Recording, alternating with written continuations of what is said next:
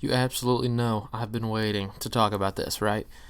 Had to wait until I got home from work, but NEO today was up 17%. And you know I've been talking about NEO for quite a while. I've been on the buy train for a good hot minute since it was back in the $2 range. And what can I say? Another good day today, but why is that? Well, Bank of America has hopped on board. So shares of NEO have jumped because of Bank of America lifting a price target and lifting to a buy. The firm sees higher sales volume for NEO in 2020 to 2021 and easing uncertainty associated with fundraising after the investment agreement with Hefei government. Hefe? I think it's Hefe. I don't know. Sorry about that one. I'll learn it. I promise. An improvement in vehicle gross margin on higher sales and cost reduction measures is anticipated, while the new EV purchase subsidy scheme is also seen as supporting the company. Directly from Bank of America, they say, we expect NEO China to get more support from the government, such as subsidy, tax credit, and low-interest loans after the deal. This should significantly improve NEO's cash flow. And I've told you this. Sorry, Bank of America. Did you watch my video? Because I told you this. The Chinese government is absolutely going to do everything they can to keep this company flowing. They really will. They're going to want Chinese manufactured auto. And if NEO's doing a good job of it, the government's going to absolutely pay to keep them going. And obviously this deal is just the start of many for this company. And I think the concern with this company comes in when you talk about the fact that they need deals like this. And I want to raise really the point that every company has to start somewhere, right? The cash flow is not good on this company, and they're not a story of, really not a story of insane profit. They're not. They're a story of big loss. And I know a couple other companies that were like that as well, mainly one known as Tesla, right? Tesla has been doing business for a long time. They have just now finally this year started making an actual profit. So this is the first year that they're expected to be profitable at all. The first year in the history of Tesla that they're expected to be profitable. And frankly, I think we need to give the same leeway to NEO, in all honesty. I think it's a company that deserves a little bit of a fair shake.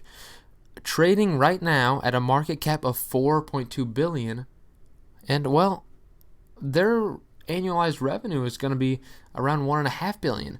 That valuation seems relatively cheap, all things considered. And I think there's even better times ahead for NEO, right? So this is one thing I find crazy. So April auto sales in China, right, Chinese auto market, was up 4.4% in April. That is the first positive growth in 21 months. Son of a gun. Now, overall, over the year, they expect sales to be down 15-25%, and that's not awful, all things considered, when you talk about the virus really wiping out China from January all the way up until April. No one had the ability to do anything. And in the middle of that, NEO has actually been consistently growing deliveries. They have been. It's pretty great as far as what they've been doing. No doubt about it. So pretty nice. In Q1, they had a 42% drop, and not a shocker. But overall, 4% growth year over year is a good number for this. Just as really the potential that this company has. It's good to see the Chinese auto market potentially start to take off. The auto market is typically rather cyclical, and if they go on to a spree of positivity, it'll be good for the company. Fundamentally, with this company, obviously, as I mentioned, not good in terms of EPS. They're expected an EPS this year of negative 94 cents. Not awful. Last year, negative $1.50. So there is great growth there. And next year, expected a negative 77 cents. So there is definitely great growth there. And again, I mentioned the years and years that it took Tesla to reach profitability. NEO is on that path right now. They're really working towards it. And in the meantime, because we absolutely need to talk about what we're expected in terms of sales here, it's insane. This year expected a 46.2% growth, $1.62 billion this year expected versus $1.1 billion last year. Next year, $2.6 billion, which is a 64% growth. That's massive expected growth, right? Just really good. And I think they absolutely have a good chance of hitting that, not only because of the potential that they have, but when you think about the company, what does it have? Well, obviously the vehicles that they carry are going to be, well, the ES8, the ES6, and guess what? The newly released and going to be released this summer, once I can get it to load, is the EC6, completely new vehicle that they have announced. And again, the company's all about SUVs, which are really the top vehicle right now, and as far as what's selling anywhere, especially in their market specifically. And this is just in China. We talk about global expansion potentially for this company. It would be pretty interesting. There's a lot going on for this company, right? So, obviously, then the future of autonomous driving here, the Neo Eve, still waiting on updates about that, but they showed this off 2 years ago. And said by this year they would be doing something with it, but it's not obviously going to happen.